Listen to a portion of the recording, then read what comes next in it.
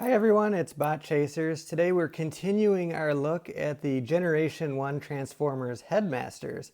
Today we're taking a look at a very special Headmaster, and that is the Japanese Super God Master Force Minerva. And actually we're going to be looking at a KO of that figure, primarily because the original is so hard to come by and very, very expensive. In front of us here we have our Headmaster Juniors. We've got Nightbeat right here. We've got Siren and Hosehead, all in their vehicle forms, and we've got their Headmasters right here. Now these were all released in the United States as the Headmaster Juniors, 1988, I believe. But Minerva, she was released only in Japan, again as part of that Super God Master Force series. So we're going to take a look at this beautiful KO figure. We're going to show you what it looks like, specifically with regard to Nightbeat here. And we'll get into the review right now. All right, so here we have Minerva right up against Nightbeat, and one of the biggest differences you can see right here with this KO version are some of the tolerances are a little bit loose. You can see the gap here is much looser than our Hasbro figure here, where we've got some pretty tight gaps, and on Minerva they're a little bit looser, but you can see you can kind of adjust that if you like.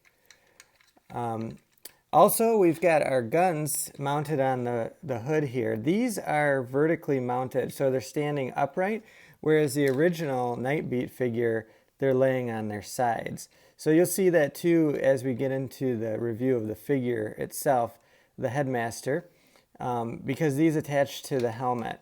So you'll see that mounted a little bit differently to the helmet. We've got also our large blaster here that'll go into Minerva's hand. And of course the ones on the front. Stickers have been applied to this figure, although they were sold separately. This is a Korean KO, so the stickers were not the original Minerva looking stickers, which we have applied here with the Autobot logo on the front. In addition to these accessories, or these gun accessories, we have Minerva herself right here, this Headmaster. You can see the paint is a little bit sloppy on the figure. Gold face paint there.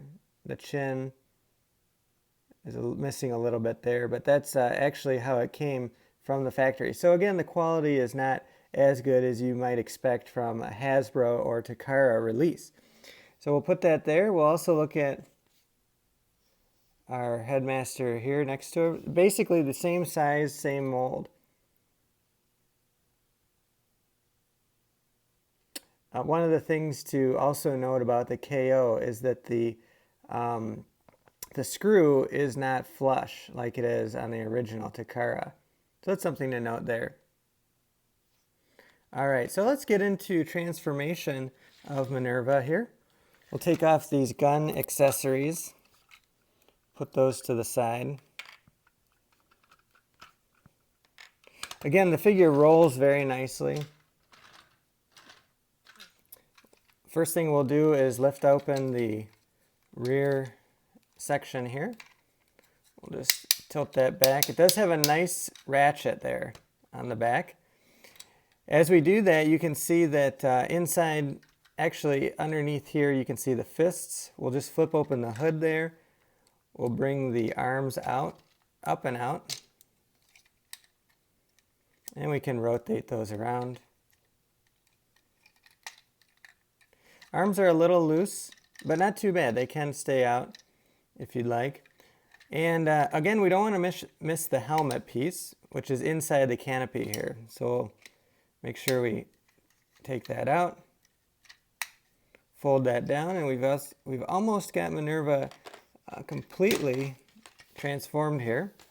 I'll just take our Minerva Headmaster, fold up the feet, place the helmet on the head right there. And I'm going to put the guns on here, and we'll just slide those. There's a couple little holes on the side here. Slide those into the holes.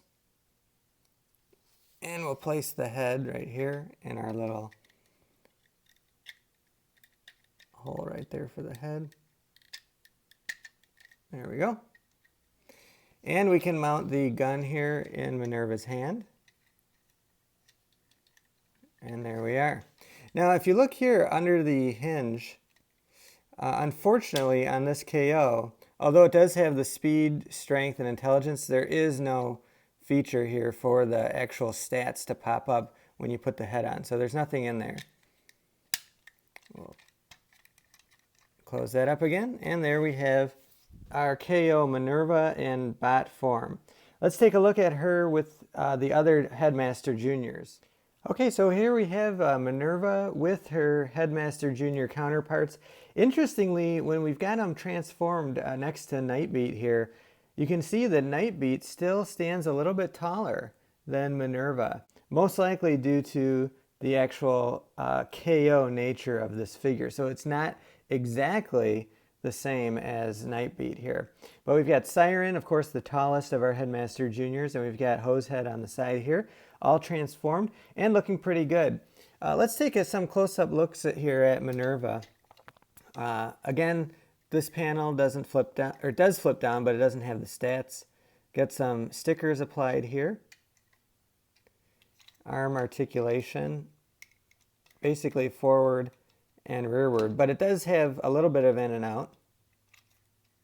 No articulation on the legs except for transformation. So a little bit of a knee bend there, and no articulation of the head because it is that removable Headmaster. And on the back, it's overall a very nice figure. Really recommend this one if you want to add Minerva to your collection, but you don't want to spend the exorbitant prices that the original goes for. So that's our review of KO Headmaster Junior Minerva. And if you'd like, check out our other videos, especially our Headmaster videos that we're focusing on right now, and subscribe to our YouTube channel. Thanks again. This has been Bot Chasers.